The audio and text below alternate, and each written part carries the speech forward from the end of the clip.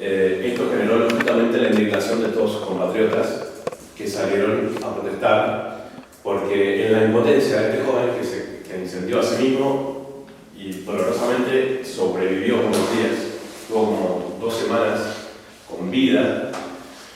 Imagínense ustedes en qué situación. El presidente Ben Ali, como no sabía bien qué hacer, fue y se sacó una foto al lado de él para subir en los medios, y el joven lo expusieron a sí mismo, todo vendado, no se le veía ni la cara.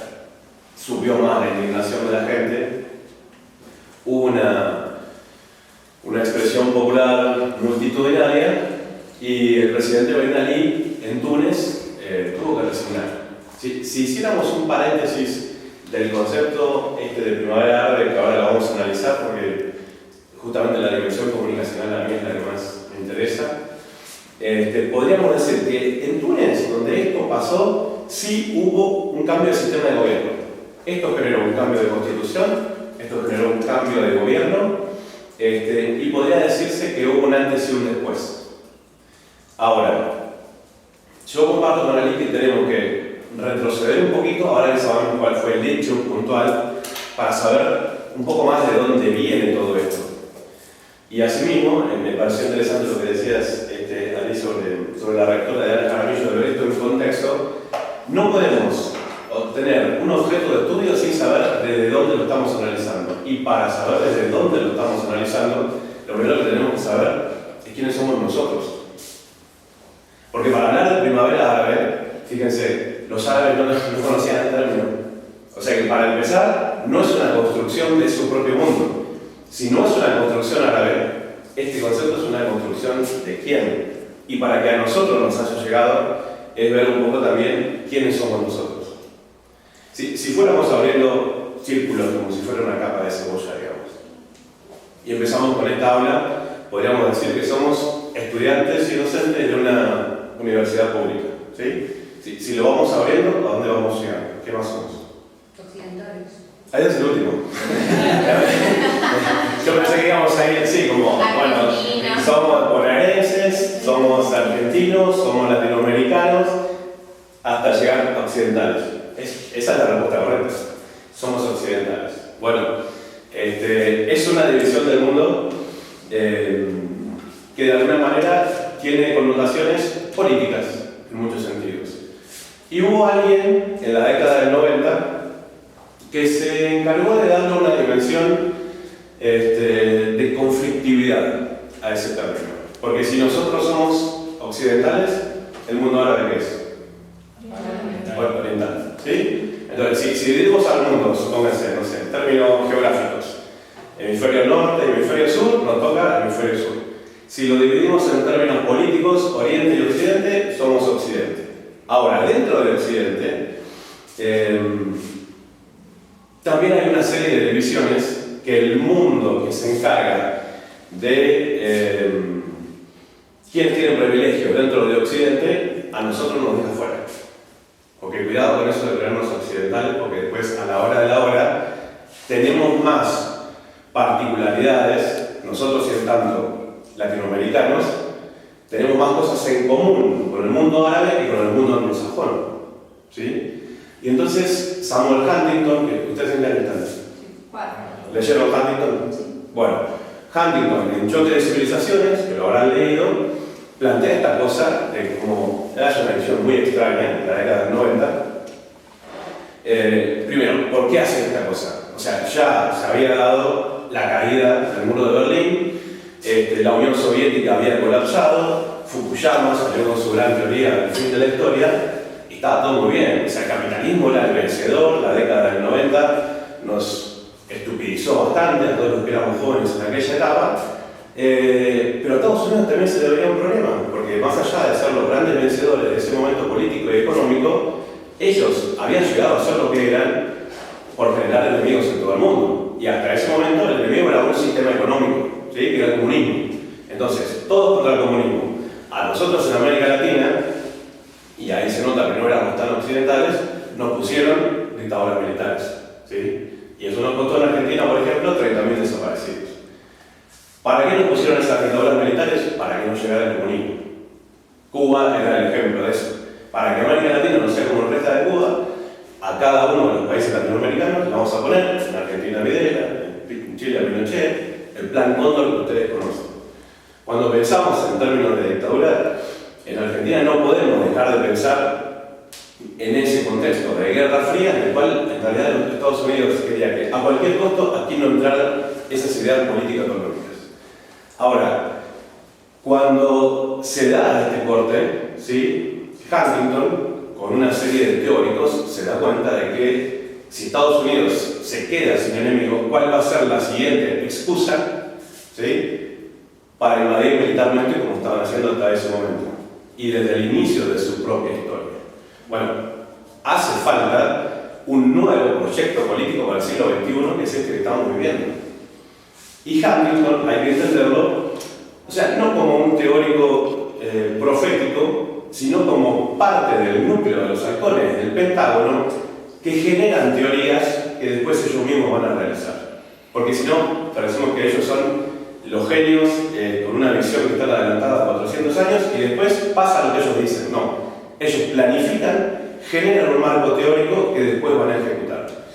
Y en ese choque de civilizaciones de Huntington, primero hace la división, como decíamos bien, Oriente y Occidente, hace como unas 8, hay más, pero hay como 8 principales, donde a los latinos nos dejan como una cosa fuera de Occidente.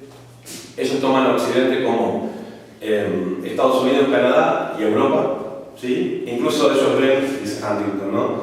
Hay más coincidencia con Australia y Nueva Zelanda, que son Polinesia, que son Asia, por decirlo de alguna manera, pero tienen gobiernos anglosajones, que con México, que es Norteamérica, ¿sí? Porque culturalmente es una cosa absolutamente diferente.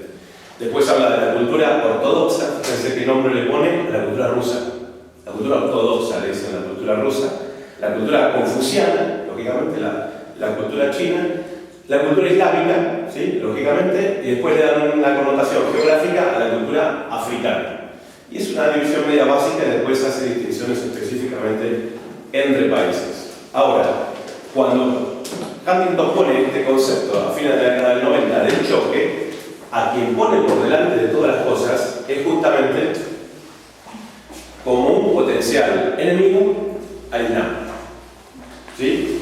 Se acabó ya esta cosa de que nuestro enemigo son los comunistas, necesitamos uno nuevo, y a fines de la década del 90 el Islam aparece en el horizonte de Estados Unidos. No había pasado hasta ese momento, ¿eh? O sea, ustedes como son una generación joven ya crecieron con esa connotación, pero hasta antes de la década del 90 el Islam no era el enemigo de Occidente, no lo era. Incluso, les digo más, como hecho fáctico, hasta antes de la creación de Israel en 1947, el concepto de Islam terrorismo no existía, porque no había atentados terroristas, ¿sí? Esta concepción y después estaría bueno que analicemos un poco el concepto mismo de terrorismo, hasta que no se da la creación de Israel, no había una vinculación entre el mundo árabe islámico y el hecho de un atentado terrorista vinculado a no solamente la generación del terror, sino el dramatismo que genera un atentado contra vidas de personas de una sociedad, ¿sí? A través de una explosión o lo que sea. Y para acercarnos un poquito más rápido y no ir tan lento, sí hay que decir que esta profecía de Huntington, porque él decía, bueno, fíjense qué peligro para los europeos, que las corrientes migratorias del norte de África están pasando a través de Turquía, como Estado tapón que maneja esa puerta a ver si deja pasar a los migrantes del mundo árabe, porque Turquía no es árabe, pero Turquía tampoco es Europa, porque a Turquía no lo dejan ser parte de la Unión Europea, pero Turquía es un poco de las dos. Y entonces Turquía siempre tiene como ese lugar de poder que dice, no me juntan con ustedes, les dejo pasar estos. Y eso, para la concepción anglosajona y la cultura, es como la amenaza más fuerte que ellos pueden tener. ¿Por qué? Porque en la concepción occidental, en la vida de Occidente, por ejemplo, bueno, hay un lugar que se le da, por ejemplo, a la propiedad privada, al concepto mismo de la economía y del dinero, donde, por ejemplo, la planificación de las familias europeas desde hace muchos años pueden ser que tengan 0 hijos, 1, 2 o muy prolíficos. En cambio, las familias musulmanas, cualquier familia musulmana tiene 4 o 5 hijos. Hagan una proyección de eso 200 años para adelante, el mapa demográfico de Europa cambia. Y eso a ellos les aterra. Como Estados Unidos le aterra que la migración latinoamericana cambie la demografía del propio Estados Unidos. Eso es el miedo más grande que ellos tienen. Entonces ponen en el horizonte ese tipo de amenazas, pero claro, necesitan como algunas excusas un poco más fuertes para estigmatizar a Oriente Medio y al Islam, que las que existían hasta la década del 90. Entonces Huntington se adelanta 10 años y dice: cuidado con estos tipos, son peligrosos, van a acabar con nuestro estilo de vida. Y no esperaron ni siquiera un año del siglo XXI, ni siquiera un año esperaron para que pasara el gran suceso. ¿Cuál fue? Exacto. ¿Sí? Miren qué previsible pasó. Un año pasó. Se da el atentado de las Torres Gemelas. ¿Sí? Yo no quiero, investigo mucho ese tema desde hace muchos años, el tema de los atentados en Buenos Aires también. De ahí nació mi interés por conocer más sobre geopolítica, vamos a decirlo así. Era estudiante de comunicación como ustedes en aquella época. Yo de comunicación, ustedes de relaciones internacionales. Pero sí hay cosas que no encajan de ahí, incluso con las propias leyes de la física, ¿sí? Más allá de las concepciones políticas que podamos llegar a tener, las leyes de la física nos dicen que 2 aviones que golpean arriba no dan como resultado 2 edificios en caída libre, como si fuera de demolición. Las leyes de la física nos dicen 9.8 km/s² sobre 2 es la velocidad esta. Así cayeron los edificios. Todos los objetos caen a la misma velocidad. Y mucho menos que el World Trade Center eran 3 edificios, que muy pocos se acuerdan. Hay un edificio más pequeño que también cayó, dicen que por un incendio que pegó ahí y demás.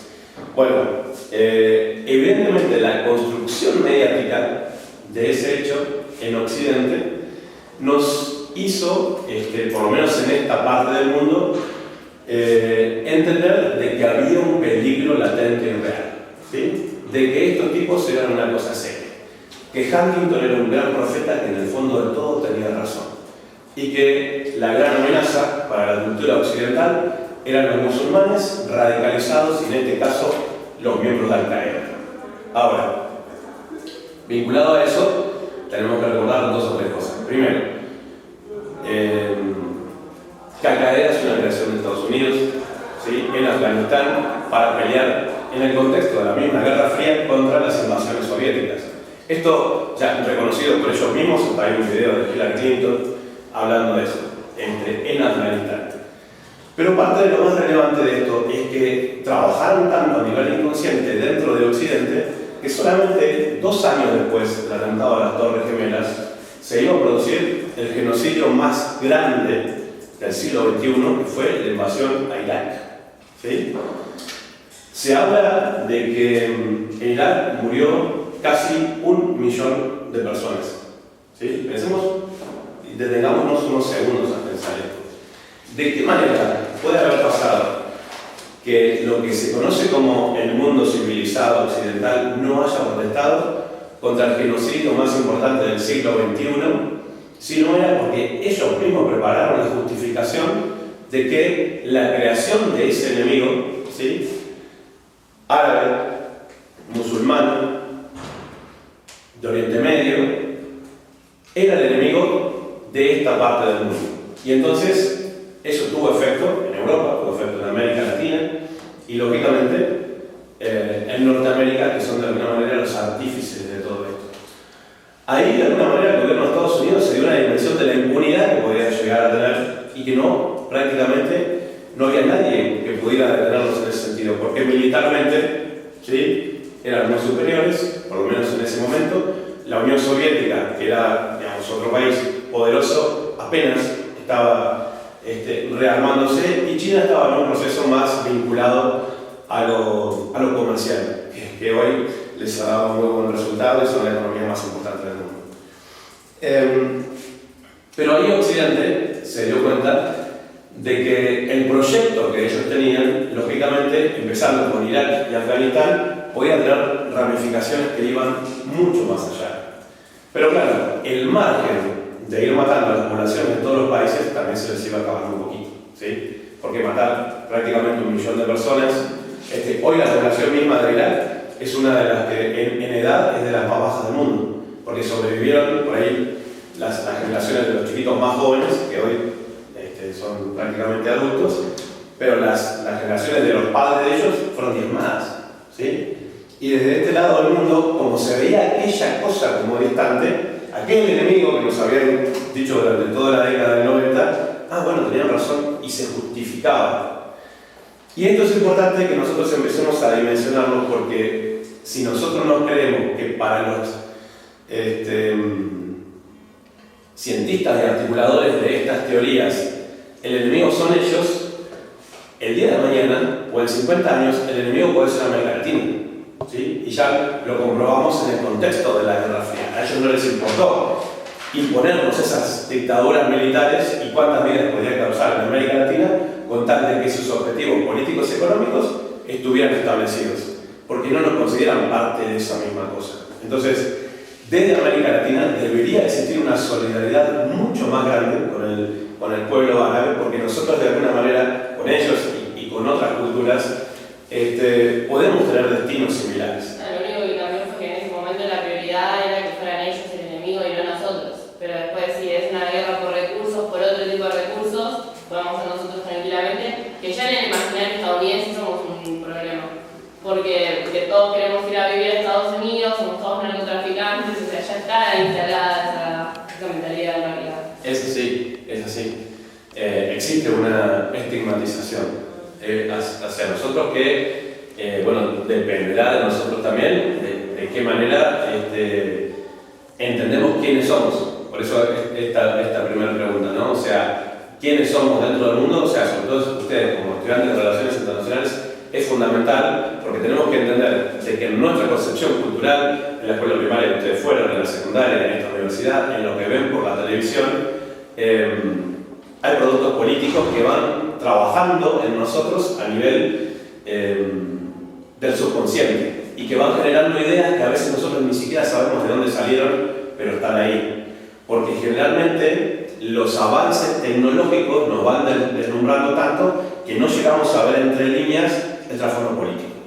Y por ejemplo, en la década del 90, cuando esto pasaba, quienes éramos jóvenes en aquella época, nos deslumbró la televisión por cable, por ejemplo.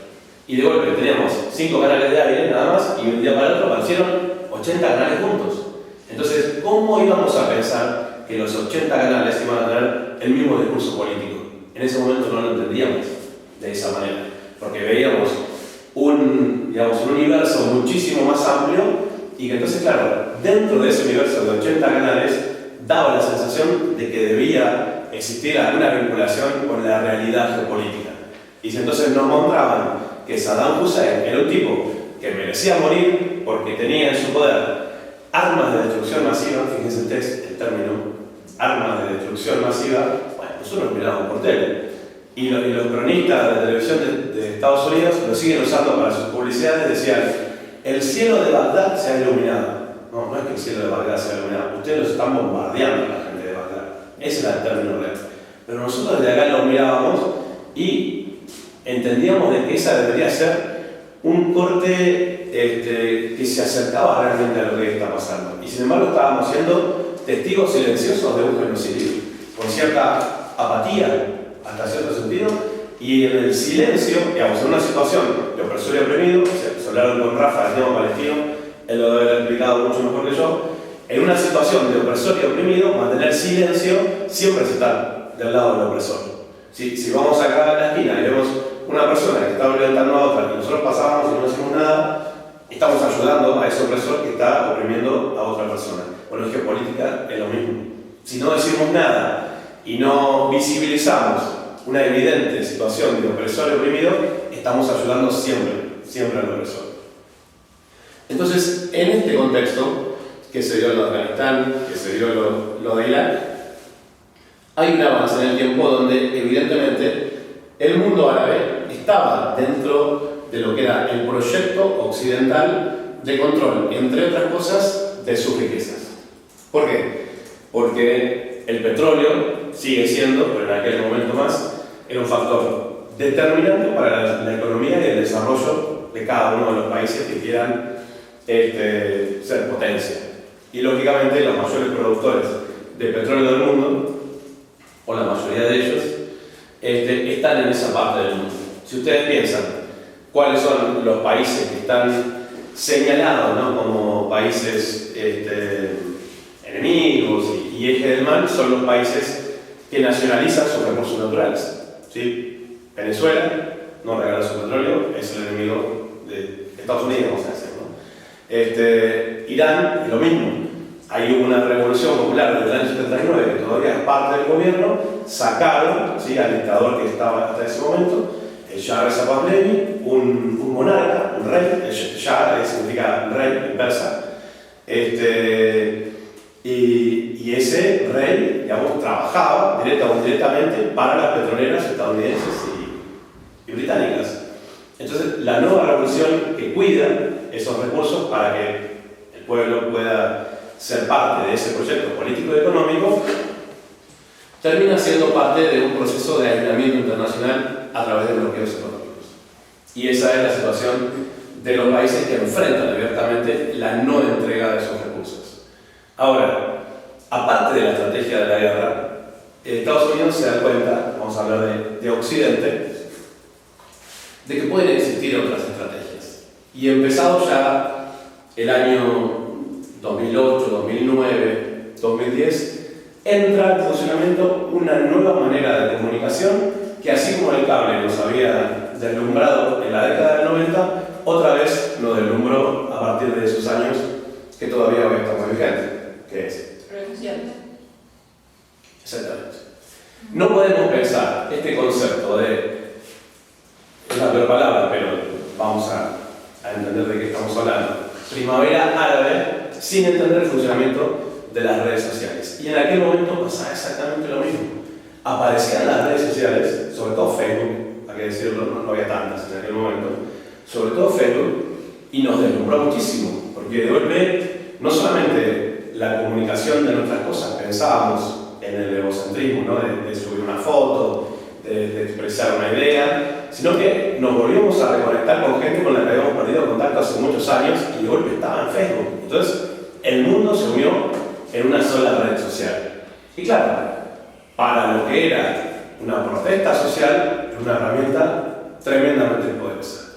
Pero otra vez se cae sobre la misma trampa de lo que es la visualización de un conflicto a través de las televisoras que nos pueden incluso distanciar de la realidad.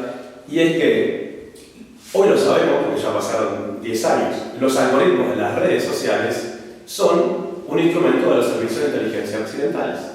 Entonces, había en aquel momento una chica, Menaji, creo que era el apellido, en Túnez, que era como bloguera y de Facebook, que lo que había hecho ella es, cuando este chico se incendió a sí mismo, ella fue a su casa, ¿sí?, con su teléfono, lo subió a Facebook, la foto de su madre llorando en el momento que le hacían el velorio de este muchacho, y eso se expandió en las redes sociales. Ahora, si bien eso era una realidad, sería muy inocente pensar que toda esa articulación estuvo hecha por la simple iniciativa de una persona que terminó movilizando y generando un cambio de gobierno en el país. Las redes sociales, y hoy lo vemos incluso en los procesos electorales de nuestros propios países, son herramientas que están a nuestra disposición, pero que terminan defendiendo esos mismos intereses que Huntington venía promoviendo desde la década del 90. Sería muy difícil que ideas vinculadas a una concepción popular de Estado-Nación permeen en los algoritmos de la misma manera que permean vinculadas a intereses de sistemas económicos o intereses vinculados a la política exterior estadounidense o israelí. Ustedes pueden darse cuenta que eso no pasa. Por ejemplo, si ustedes ven el Google Map también es una herramienta política. Si ustedes buscan el Google Map y, por ejemplo, nos acercamos a esta zona, Google Map desde hace un par de años desapareció a Palestina. Dice Cisjordania y dice Franja de Gaza, pero ellos deliberadamente desaparecieron la palabra Palestina. Si ustedes ven cómo los británicos dan el pronóstico en la BBC de Londres, ellos se fascinan, siempre andan dando el pronóstico nuestro de acá de Sudamérica. ¿Para qué hacen eso? Para, en el lugar donde están las Malvinas, poner Puerto Stanley. ¿Sí? Ellos lo hacen todo el tiempo. Si ven la BBC es una cosa muy frecuente de ellos. Entonces, en esas pequeñas concepciones están los mensajes políticos que Occidente sigue utilizando como herramienta política. Evidentemente, hay una situación social tremendamente difícil de muchos países, en lo que se conoce como Oriente Medio y Norte de África, que se aprovecha ese contexto para generar intereses vinculados al beneficio de Occidente sobre esa región. ¿Por qué? Porque en definitiva lo que Occidente busca es trasladar ese concepto de democracia occidental, que nosotros que la vivimos y en muchos casos creo que las padecemos, en el sentido de que, fíjense lo que son las campañas políticas, ¿sí? O sea, el que tiene más dinero puede hacer una campaña e imponer ideas sobre otro que puede tener una mejor propuesta o más cercana a la gente, pero las campañas políticas evidentemente están permeadas por montones de intereses que no llegamos a terminar de divisar. Y a veces las candidaturas que pueden generar en Occidente no terminan representando ninguno de los intereses vinculados a las reales necesidades de un pueblo, ¿sí? en América Latina. Y quiero decir esto porque el modelo de exportación occidental de democracia, desde donde nosotros, desde este lado del mundo, podemos llegar a pensar que es mejor las formas de gobierno que se tenían en ese momento en esa parte del mundo. La concepción política de un país determinado está vinculada a su historia, a su pasado, a sus liderazgos, a su geografía. Es prácticamente insensato pensar que un modelo estadounidense de democracia, donde hay dos partidos en alternancia, donde no cambian absolutamente nada, sino simplemente le dan una continuidad a ese modelo de gobierno, puede ser el modelo a ser exportado para cualquier lugar del mundo. Y esto es lo que se intentó con esta concepción que se le llamó primaveras árabes, que empezó en Túnez con esta y generó esta situación que les estoy contando, pero que se expandió y generó, ahora vamos a ver uno o dos ejemplos más, situaciones muy diferentes en varios países de la región. Seguramente hay algunos ejemplos que trascienden lo que son las protestas populares y hay ejemplos que directamente se conformaron en guerras, ¿sí? Tal vez como podemos interpretar del caso sirio, por ejemplo. Ahora, dentro de lo que podemos conocer como el mundo árabe, también había diferentes posiciones, porque había gobiernos que de golpe sintieron la posibilidad de tomar una cierta ventaja o mostrar una cara más occidentalizada y decir, a nosotros no nos va a pasar nada. Y los gobiernos del mundo árabe que tuvieron esa posibilidad la aprovecharon, tal vez en detrimento de sus vecinos. Por ejemplo, un país que va a ser protagonista este mes de Oriente Medio, que es Qatar. ¿Capital? Doha. Bueno, uno de los países más chiquitos del mundo, ¿sí?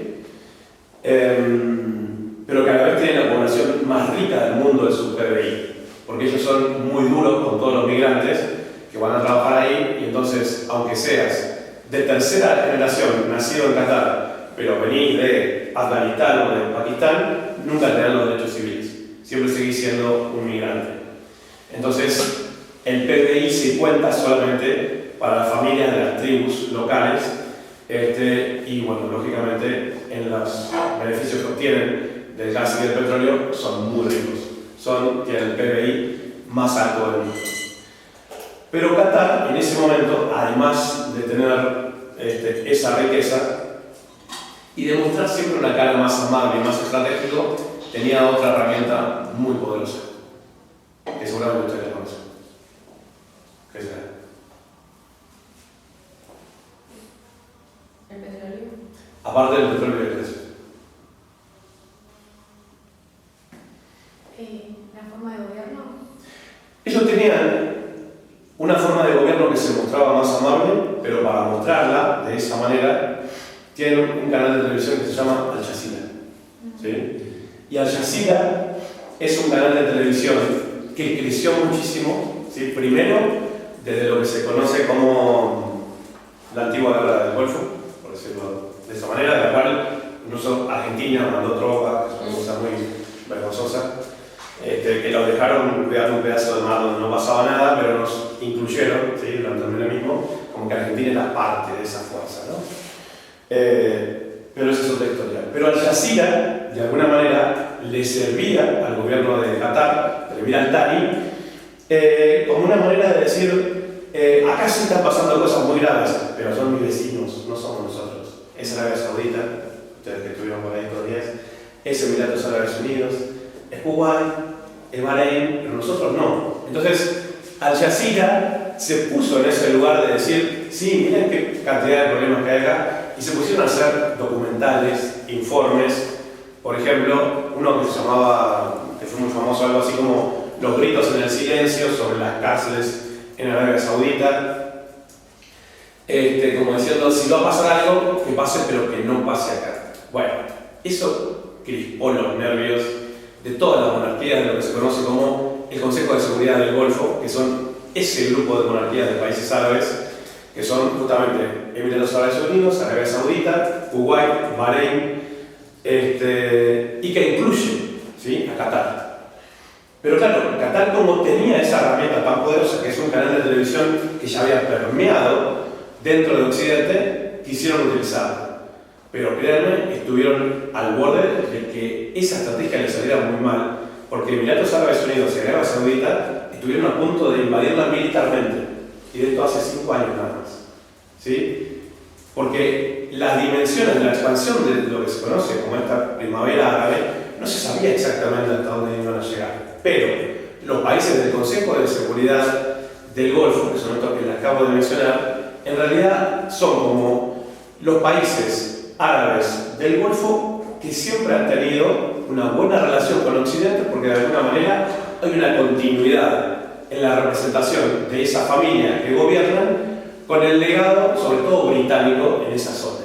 ¿Sí? Hay una continuidad política ahí. Hay acuerdos muy cercanos entre las monarquías del Golfo y Occidente. Entonces, Occidente no tenía intención de que haya cambios de gobiernos ahí, porque justamente con ese grupo de países tienen y siguen teniendo muy buenas relaciones. Ustedes se acordarán del baile de las espaldas de Donald Trump con los reyes de Arabia Saudita. Serían muchas cosas las que podemos decir ahora del príncipe Mohammed bin Salman, en el asesinato del periodista Khashoggi, no sé si lo vieron, periodista del New York Times, era muy crítico con el gobierno de Arabia Saudita, con nacionalidad de Arabia Saudita, que se fue a casar a Turquía después de 3 años, con una mujer de ese país, que entró a la embajada de su país para iniciar los trámites a la embajada de Arabia Saudita en Estambul, y lo sacaron en pedacitos de chiquititos. ¿Sí? Perdón si son amigos de Arabia Saudita, pero es una realidad. ¿Sí? Es una realidad. Eso pasó. Y no hay manera de negarlo. Estados Unidos tomó un poquito de distancia. ¿Y por qué le hicieron eso? Bueno, porque es como esa mentalidad en esa parte del mundo, y la monarquía de Arabia Saudita no aguantaba de que un tipo desde un diario tan poderoso como Estados Unidos, Khashoggi también venía de una familia de mucho dinero, una familia con mucho poder dentro de Arabia Saudita, les hicieran tanto daño político. Y en este contexto de que no había pasado tanto tiempo de lo que se conocía como las primaveras árabes, había una concepción todavía de efervescencia política. Nadie puede decir todavía esto terminó o este proceso fue de acá o terminó hasta ese año. Entonces, Qatar, efectivamente, le encontró la vuelta a decir, bueno, a través de ese canal Al Jazeera, posicionarlo, invertir muchísimo dinero en un canal de televisión, porque ellos tienen 24 horas en inglés, también, que se posiciona mucho. Y si ustedes ven, dentro de muchas señales de cable, ustedes pueden ver Al Jazeera en inglés, justamente porque tiene como cierta cercanía a las líneas editoriales occidentales, pero nunca verían en un sistema de cable, en ninguno de los que hay en Argentina, ningún canal para lo que yo colaboro, por ejemplo, que es Hispan TV de Irán, ¿sí? O Al Mayadin del Líbano. Esos canales son absolutamente prohibidos, igual que prácticamente es difícil ver Telesur, ¿sí? Telesur lo pueden ver en la TDA, en televisión digital abierta, pero es muy difícil que esté en el sistema básico de un sistema de cable, a pesar de que la ley de medios que nos quitó Macri y que no nos devolvió Alberto, decía expresamente de que cualquier canal de televisión que tuviera participación estatal, ¿sí? Y esto es importante, debería estar encabezando la grilla de canales por temática. Entonces, en Telesur, Argentina es país fundador, ¿sí? Argentina es país fundador junto con Cuba, con Venezuela, con Uruguay, y no me acuerdo si alguno más. Entonces, Telesur debería estar encabezando, si la ley de medios, por ejemplo, estuviera vigente, todos los sistemas básicos de cable en el área de noticias internacionales. Y no está, fíjense que hace sentido, ¿no? En muchas maneras, y esto es lo que Qatar en ese momento entendió que era una cosa fundamental.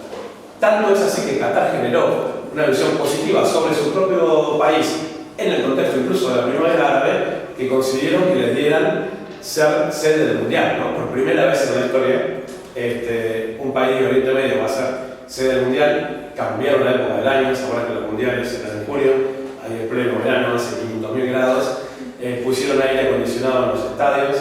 A mí me tocó ver en la construcción del inicio de algunos de ellos, son realmente imponentes, y no sé si saben que de los, creo que 8 estadios nuevos que construyeron, cuando termina el mundial los desarman, pues no hay gente que vaya a la cancha, no hay habitantes que puedan, si no hay mundial. Entonces, bueno, ese nivel, fíjense ustedes, de inversión para generar una concepción positiva sobre el país, utilizando las noticias a su favor y utilizando el deporte a su favor. Invertir todo con tal de contrarrestar de alguna manera los efectos negativos que la concepción de esta primavera árabe podría generar en un cambio de gobierno. Sí, también al punto de que comenzaron ahora a aflojar ciertas reglas que había, por ejemplo, la conducta en los estadios, la conducta de la gente, como que por la ley del país no se puede hacer tal o cual cosa, pero ahora comenzaron a aflojar un poco y decir, bueno, va a haber ciertos permitidos. Es que si no van a tener más detenidos que... Claro, sí, además ya tenía eso, ya estaba dando un poquito de imagen más negativa, entonces como que fueron también un poco aflojando hasta cierto nivel. Seguramente no tienen problemas con el fútbol, no tienen una gran liga en Qatar. El deporte allá es el centrarismo, ¿no? ¿Sabes el centrarismo? Con esos pájaros, ¿sí? Que cazan, salen a cazar, entrenan a los halcones y salen en el desierto, y es como el deporte de la monarquía, pero dentro de la familia monárquica es una cosa muy popular. Entonces vos andás por el centro de Qatar y están en venta esos pájaros que valen miles de dólares, que son como un chimango de los que andan por acá volando, pero adiestrados.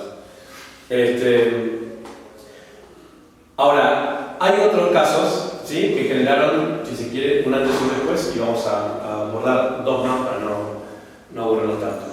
Uno de ellos... Y, perdón, vos hoy decías, bueno, en Túnez sí se generó realmente un cambio, y bueno, también podemos detectar lo mismo acá en algún punto, ¿no? Porque toda esta cuestión también sirvió para diferenciarse o potenciar. ¿O es una estrategia para ser igual? ¿Qatar? Sí. Yo no lo veo ningún cambio.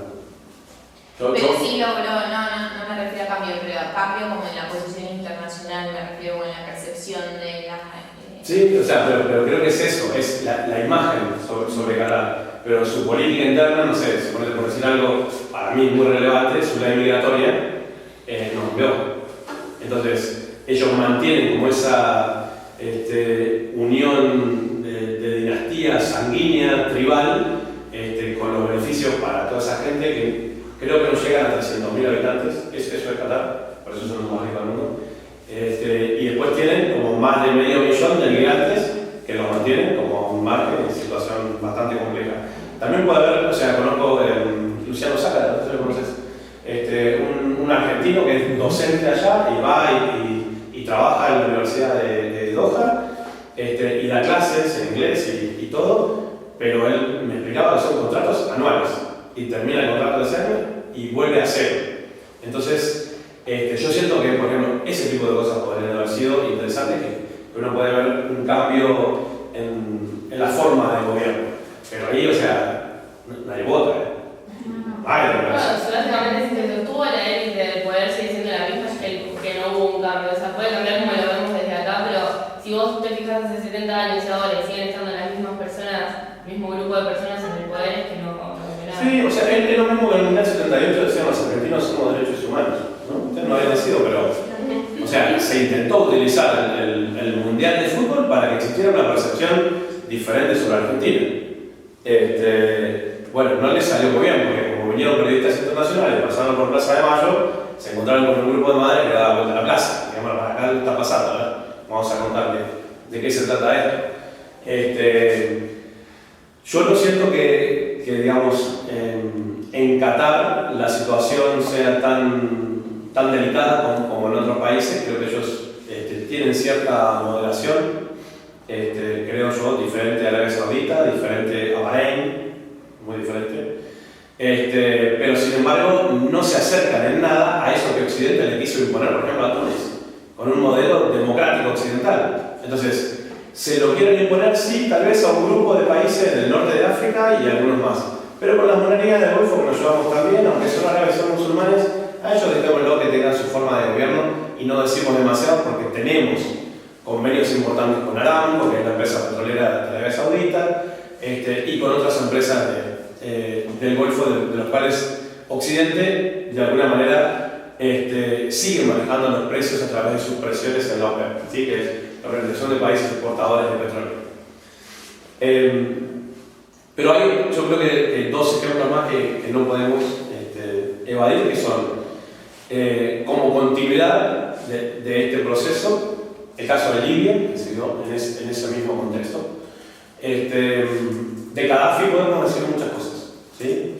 Pero no podemos dejar de analizar los números reales de la Libia de la etapa de Gaddafi. Y Libia era un país que atraía miles de migrantes del resto del continente africano porque su nivel de vida estaba muy por encima de la mayoría de los países del norte de África. A una pareja de libios jóvenes de la edad de ustedes que se casaban en ese momento, el gobierno les daba su casa, les daba un subsidio, les pagaba la universidad. Era un país que había hecho el mayor desarrollo en obras hidráulicas para que toda la población tenga acceso al agua. Tenían uno de los mayores índices de egresados en universidades de esa parte del mundo. Pero Gaddafi cometió un error político muy importante. Y fue que en un momento, él dándose cuenta de su lugar estratégico, sobre todo porque Libia, a pesar de ser un país rico en petróleo, extrañamente, nunca me puse a pensar por qué todavía, tiene una población relativamente baja.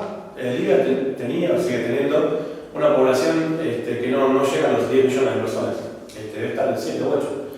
Entonces, el bienestar de esa población, más los flujos migratorios, hacían de que fuera un gobierno que, desde mi perspectiva, tenía un cierto respaldo social. Ahora, el tipo era como un déspota, ¿sí? Creo que lo mismo podemos decir de Saddam Hussein. Por un lado podemos analizar su gestión de gobierno y por otro lado su forma de gobernar, que para nuestra visión occidental latinoamericana choca muchísimo porque se parece más a las dictaduras que hemos tenido que a los gobiernos democráticos. Entonces, Gaddafi se dio cuenta que tenía un lugar importante. Él era una persona que desafiaba mucho a los poderes occidentales, apostó en algún momento incluso a un vínculo muy fuerte con Francia, que en esa parte del mundo. O sea, Francia ha cometido tantos excesos vinculados a derechos humanos en Argelia y en tantos países que hay una resistencia muy grande en contra del gobierno francés. Gaddafi incluso apostó al financiamiento de la campaña de Sarkozy, invirtiendo muchísimo, pensando que iba a tener de Sarkozy un aliado político importante, y desafió a Estados Unidos en un momento en que dijo: a ver, señores, si yo lo que vendo es petróleo y ustedes me dan unos papeles verdes, y esos papeles verdes tienen una cotización de un respaldo en oro, entendamos esto, el dólar tiene una cotización porque Estados Unidos, no por el billete en sí mismo, sino porque Estados Unidos dice: en mis bancos tengo el respaldo de esto. La mayoría de la gente no creemos que Estados Unidos tenga el respaldo real de los dólares, sino que tienen una economía a punta de pistola, donde imponen su moneda al resto del mundo. Ahora, Gaddafi, entendiendo esto, de decir: mira, yo te estoy dando esto, que es real, y vos me estás dando papeles verdes que se llaman dólares. Si vos decís que tenés el respaldo en oro, bueno, desde ahora yo te doy petróleo y vos pagás mi oro, si es lo mismo. Bueno, eso a Gaddafi le costó la vida, ¿sí? Porque eso desafía todo el sistema económico de la manera que se estaba planteando en ese momento. Fíjense que como para Estados Unidos, vos me das tu petróleo, vos me das tu trigo, vos me das tu madera y yo te pago con unos papeles verdes que fabrico. Es el negocio perfecto. Hasta que venga un loco en Libia y te diga: no, bueno, yo te vendo, perfecto, pero si para vos es lo mismo, porque tenés el respaldo en oro, a mí dame los mismos botes y yo te doy el oro. Bueno, eso no se lo van a perdonar nunca, ¿sí? Ni a Gaddafi ni a nadie, salvo que sea Rusia o China, que son quienes ahora se están plantando frente a frente a la OTAN. Esa es otra historia. Entonces, lo que empezó en Libia fue directamente una cacería en contra de Gaddafi, como una especie de continuidad de esto que se conoce como la primavera árabe y la extensión. Se empezó a exacerbar la negatividad sobre la figura y la gestión de Gaddafi, sobre el libro verde, que era como una visión política que él había escrito y que difundía. Por eso los colores verdes eran los que identificaban a los seguidores de Gaddafi. Y lo que vimos después fue prácticamente un arrinconamiento de la capital, y algo que no habíamos visto hasta ese momento. Yo en aquel momento estaba trabajando en Venezuela. Creo que la noticia que más me impactó, estaba como director de información de Telesur y nos llegó por Reuters, que son las agencias de ellos mismos, el linchamiento en vivo de Gaddafi. O sea, fue una cosa, no podíamos creerlo. Nosotros teníamos nuestros corresponsales en Trípoli y todo. Y bueno, evidentemente estaba en la obsesión del aniquilamiento físico, ¿sí?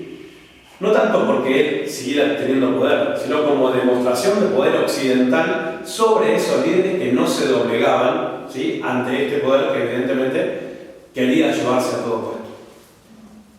Y así terminó Libia. Ahora, lo que podemos decir de Túnez, que hoy tal vez tiene un gobierno más abierto, que cambió la constitución. En Libia pasó todo lo contrario.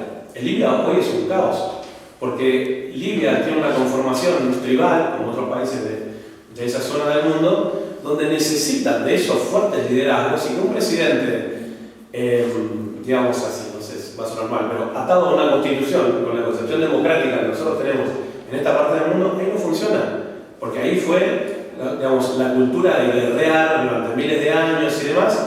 Entonces tienen liderazgos fuertes y un tipo que dice: bueno, señores, acá las reglas son estos y bienestar para la mayoría que podamos y pongámonos de acuerdo.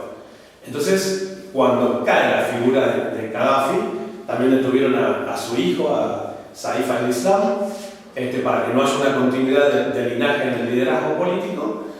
Bueno, en lo que hay, florecieron lógicamente todos los liderazgos locales. Y hoy, ir a Libia es más peligroso que en el momento en que era la plena invasión, podemos decir. ¿Por qué? Porque es cierto que había grupos de combatientes nacidos en Libia, pero que de golpe aparecieron con armamento pesado que se los da Occidente. Entonces, es la misma estrategia que usan con los grupos terroristas que ellos dicen que son musulmanes. ¿Qué es lo que hacen? Puede haber grupos con concepciones radicalizadas, atávitas, que les aseguro que eran y son marginales dentro del mundo del Islam, pero que claro, si vos como los talibanes en Afganistán. Los agarras, los entrenas, les das armas, le das dinero, le das tanques, le das ametralladoras. Ah, bueno, esos tipos se vuelven peligrosos. Vos los chumbás para que vayan a pelear contra aquellos. Pero cuando le ganan a aquellos, después andan sueltos y hay que ver quién los aguanta. ¿Sí? Ahora están los talibanes de vuelta en el gobierno de Afganistán. Bueno, con esta gente en Libia, el objetivo era eso, o sea, saquémonos a Gaddafi de encima, porque cuando falte ese liderazgo, ya ir a buscar ese petróleo libio va a ser mucho más fácil otra vez. Y eso es lo que pasó ahora. Entonces, Libia hoy por hoy es un estado fallido, no se entiende realmente quién está gobernando en Libia, y pasar con un auto de un extremo a otro del país es prácticamente imposible pensarlo sin que te pase nada. Eso termina siendo el resultado de la política occidental, de lo que podríamos conocer como este proceso político que Occidente llamó las primaveras árabes. Ya no con la concepción de redes sociales manejadas desde Occidente, sino directamente con el financiamiento de grupos armados que van a pelear contra la capital. Caído Gaddafi, creyeron que en el caso de la República Árabe Siria iba a pasar. Fíjense qué interesante que Ali nos decía al principio. Fíjense que cuando empieza el proceso de la primavera árabe, la Liga Árabe se saca de encima a Siria. ¿Sí? Para mí eso es como un empujoncito de decir, vos quedás solo. ¿Sí? Y de hecho Siria sigue sin pertenecer, sin volver a entrar a la Liga Árabe. ¿Qué pasó ahí? En Siria había un gobierno con una continuidad familiar. Había sido durante muchos años el presidente Hafez al-Assad, se suponía que iba a tener un hijo que era el sucesor, que se había entrenado militarmente, que estaba preparado para ser el continuador de Hafez, y murió en un accidente muy extraño de auto que nadie termina de entender. Y quedaba el hijo, el otro, el más débil, el que había estudiado en Europa, que nada, en el ejército no lo querían porque lo veían débil, que era Bashar al-Assad.